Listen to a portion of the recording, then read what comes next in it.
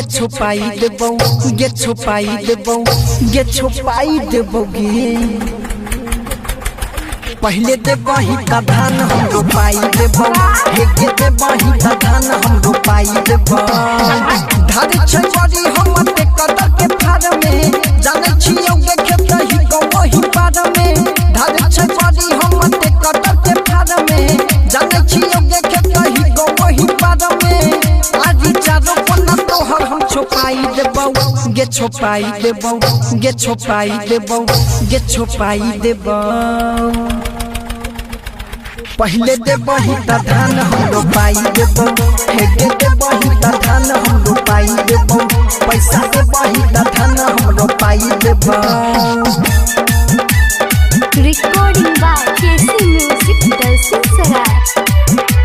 देबही त धान हम रोपाई देबो रोपाई देबो देबही त धान हम रोपाई देबो रोपाई देबो डीजे हरिओम वसंतपुर पैसा देबही रोपाई देबो देबो हम जो कहेंगे कीला के कीला कीला के कीला 50 मर के माटी करबो गीला 50 मर के माटी करबो गीला सुनी लेके छौरी फलना के धिया लिहे गिराई तू खेतवा में बिया सुनी लेके छौरी फलना के धिया लिहे गिराई तू खेतवा में बिया एक कविता पतोरा हम घोपाई देबो गे घोपाई देबो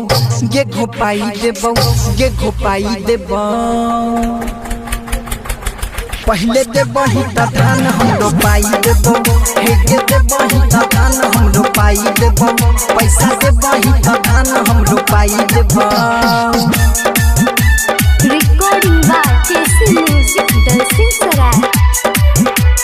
देबही त धान हम रोपाई देबो रोपाई देबो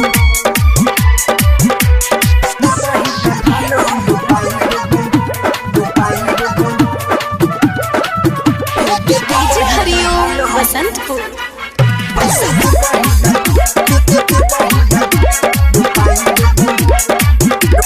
हो तो न छौरी तोरा कवनो परेशानी रोपे ला तो 10 गो मदद या जनानी रोपे ला तो 10 गो मदद या जनानी रहतो चंदन जय अलबेला